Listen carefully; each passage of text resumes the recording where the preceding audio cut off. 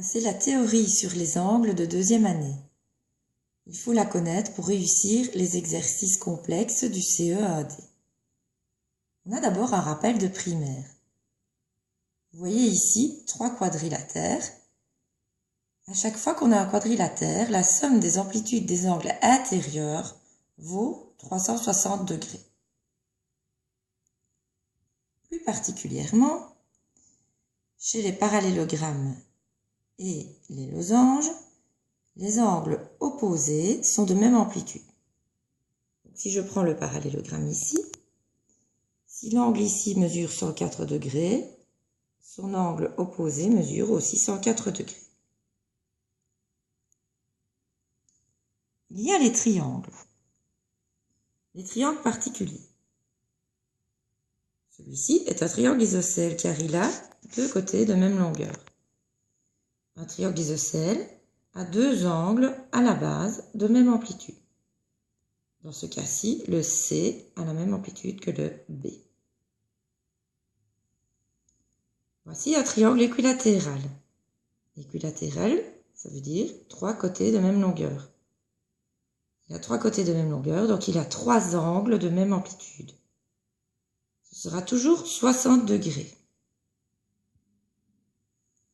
Celui-ci, il est isocèle, car il a 2 côtés de même longueur, mais il est aussi rectangle, car il a un angle droit ici. Un angle droit, c'est 90 degrés. Ici, il nous reste 45 degrés et 45 degrés. Si dans un exercice, on rencontre un triangle inscrit dans un demi-cercle, d'abord être inscrit dans un demi-cercle, ça veut dire que le triangle, il a un côté qui est un diamètre du cercle. Et on a remarqué que quand il est inscrit dans un demi-cercle, c'est toujours un triangle rectangle. Donc ici, 90 degrés. La plus importante de toutes qu'il faut connaître par cœur, c'est que la somme des amplitudes des angles intérieurs d'un triangle vaut toujours 180 degrés. Cette phrase, il ne faut pas la connaître à peu près, il faut la connaître mot pour mot.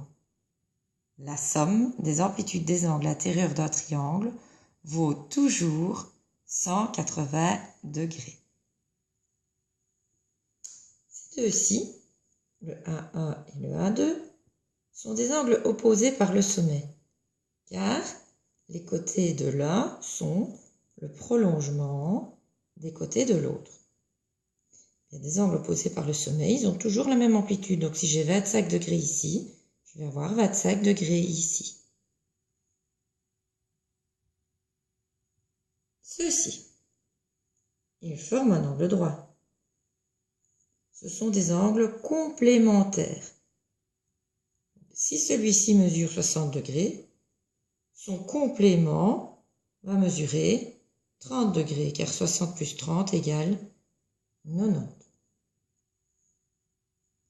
Ici, on voit une ligne droite. Donc, tout ceci mesure 180 degrés. C'est un angle plat. Ce sont des angles supplémentaires, ces deux-là. Si lui mesure 140 degrés, celui-ci va mesurer 40 degrés, car 140 plus 40 égale 180. Ce sont des angles supplémentaires.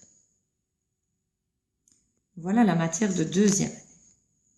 En deuxième année, on a un schéma, 2 droites parallèles coupées par une séquente.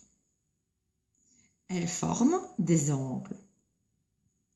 Sur ce dessin-ci, j'ai colorié en rose le A1 et le B1. Ce sont des angles correspondants. Les angles correspondants, quand on regarde cette intersection-ci, on voit que le rose est en haut à droite. Si je regarde l'autre intersection, le rose est en haut à droite. Ils sont dans la même position, ils sont correspondants. J'aurais pu choisir en bas à gauche. Si je prenais en bas à gauche, c'est ici. Il est correspondant avec en bas à gauche, celui-ci. Les angles correspondants ont la même amplitude. Voici le même dessin, 2 droites parallèles, une séquente. Mais ici, il va falloir imaginer qu'on a un ruisseau qui coule entre X et Y. Les angles que j'ai choisis sont tous les deux dans l'eau.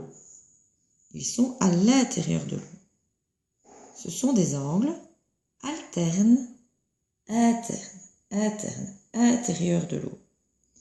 J'ai pris les deux angles aigus. J'aurais pu prendre les deux angles obtus à l'intérieur de l'eau. Donc les deux angles aigus ont la même amplitude. Ce sont des alternes internes.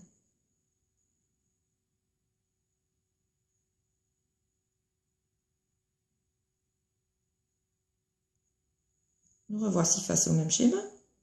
Deux droites parallèles, une droite sécante. On colorie en bleu le ruisseau. Et là, j'ai choisi le A1 là et le B1 ici. On voit qu'ils ne sont pas dans l'eau, ils sont à l'extérieur de l'eau. Ce sont des alternes externes. Deux angles obtus ici sont de même amplitude. Il existe des autres alternes externes, celui-ci et celui-là. Il faut qu'ils soient à l'extérieur du ruisseau. Voilà, il faut bien connaître sa théorie pour réussir à faire les exercices complexes du CEAD.